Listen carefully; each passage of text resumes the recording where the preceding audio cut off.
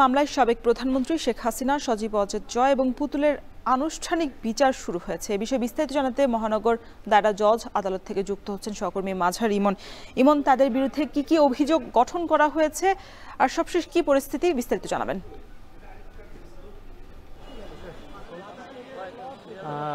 যেটি বলছিলেন যে সাবেক প্রধানমন্ত্রী শেখ হাসিনা, তার ছেলে এবং তার মেয়ে পুতুল সহ যে কয়েকজন আসামি রয়েছে তাদের বিরুদ্ধে যেই অভিযোগ গঠনের যে বিষয়টি সেটি আজকে শুরু হয়েছে, অর্থাৎ আনুষ্ঠানিক যে বিচার কার্যক্রম সেটি শুরু হলো। মূলত রাজধানীর পূর্বাঞ্চলে 30 কাঠা জমির উপরের যে প্লটের যে দুর্নীতির অভিযোগে সাবেক প্রধানমন্ত্রী এবং তার তৎকালীন যে আইসিটি উপদেষ্টা এবং তার মেয়ে পুতুল সহ 3টি মামলায় 12 জন, 17 জন এবং 18 জন, এই 3টি মামলায় মোট এতজন আসামিকে মূলত বিরুদ্ধে অভিযোগ গঠন শুরু হয়েছে। এবং যেটি আমরা বলছিলাম যে ঢাকার বিশেষ আদালত 5 আজকের এই অভিযোগ গঠনের শুনানি, অভিযোগ গঠনের যে আদেশ সেটি দেয় এবং এরই মাধ্যমে যে এই প্লট দুর্নীতির যে মামলার আনুষ্ঠানিক বিচারিক কার্যক্রম সেটি শুরু হয়েছে। এবং আদালত থেকে যেটি জানানো হয়েছে, অর্থাৎ আদালত যে নির্দেশনা দিয়েছে, আসামিরা যেহেতু পলাতক রয়েছে তাদের বিরুদ্ধে গ্রেফতারি পরোয়ানাও জারি করা হয়েছে এবং আগামী 11 আগস্ট এই মামলাগুলোর মূলত যে সাক্ষী গ্রহণের যে প্রস্তুতি সেটি শুরু হবে, অর্থাৎ 11 আগস্ট সাক্ষী গ্রহণের যে প্রক্রিয়া সেটি শুরু হবে।